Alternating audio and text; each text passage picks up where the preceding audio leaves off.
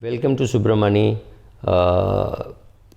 I did a post on women and money and asking whether you're being bullied. So somebody said, why don't you say something positive also? And I completely agree that if you don't want to be bullied and you are an independent woman and you want to keep it that way, you should at least know what are the positive things that you can do, because when you don't do it and your husband does it, then there is a feeling that is he trying to take control of my finances? Is he trying to dominate me? Is he trying to bully me? But to do that, you have to take charge. You cannot just do nothing. Say, oh, finance is too complicated, let your husband handle it, and then complain 5 years later, 7 years later that he doesn't ask me anything, I don't understand. You have to participate in the process. Either you say, okay, my money is kept separately, then you should at least know what are your short-term and long-term goals. So if you do not know that, and if you're just ad hoc doing some investments, he's bound to ask you that what are you doing, why are you doing, and that is not interfering.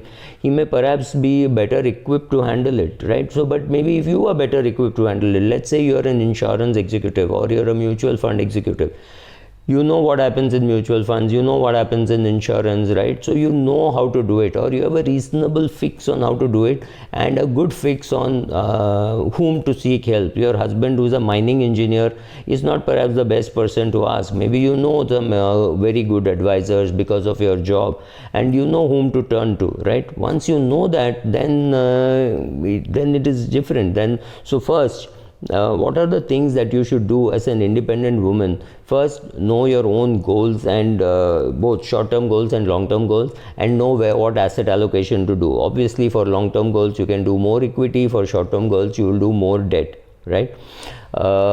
Save aggressively. Between husband and wife, if you are earning an X amount and both of you are earning an equal amount, then both should contribute for the household expenses. Both should contribute for the EMI bought in the joint name, right? But if you are, say, doctors and both of you are earning in the same practice, then one doctor may decide to pay all the installments of the office, and one may decide to pay all the installments of the house, right? So any of these things are possible, but at least know your role, know why you're doing what you're doing. Save very aggressively, both of you, because saving is a great habit to form. It is not about why you should save. Saving should happen as a habit, and when you're spending money, it should again know why you're doing that, right? You don't do it unaccounted. You just don't splurge and then wonder where the money went, right? So save aggressively. After saving aggressively, learn how to invest, right? The saving money, you earn 100 rupees, you spend 30 rupees, 70 rupees is saved. That is great. You've got a good habit. You're able to save money.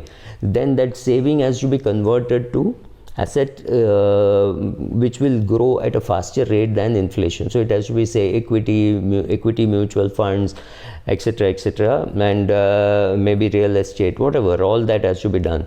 Very important, you need to understand how much of protection you need. If your parents are dependent on you, or you think that parents could be dependent on you later on, or you have a younger brother or a sister who is currently earning, but you're not very sure about their ability to stay on in that job for whatever reasons, or the company is not in a great shape or things like that, and you are protecting, then you need an insurance for that person. Could be your sibling, right? Could be your parents, whatever it is, then that needs protection. So we said, have goals, save aggressively, convert that saving into investing, and then protect yourself. Decide how much of term insurance you need, how much of medical insurance you need. Do you need critical illness insurance? If so, how much? What will be the premium? Planning for all those things is also very important. Continue to review your progress. Sit with your husband, or do it on your own, or if you have been comfortable sitting with your RIA or an IFA, MFD, sit with that person and do your reviews. If you are comfortable doing it with your sibling or with your parent, continue doing it, but make sure that some stage you are going to also sit and do the same things with your husband, because maybe your husband doesn't even know that a review like this is necessary, but you are a finance professional. You know that a review is necessary, and you know how to do a review or how to be part of a review. In such a case, involve your husband, teach him how to do a review, so that later on at leisure, both of you can decide on your asset allocation, etc. But at least know what what you're doing. Keep challenging yourself as to what you can do, how you can improve as an investor. I've got a video saying how you can improve as an investor. So keep doing that. Have written down financial plans and see how the progress is, and see what is to be done.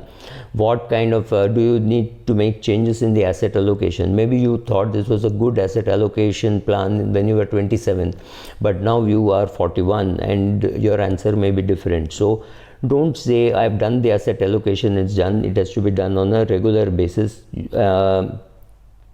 If you are in a long-term relationship, ask the tough questions and say, should we combine our money? Should we not combine our money? Does he have too much of debt?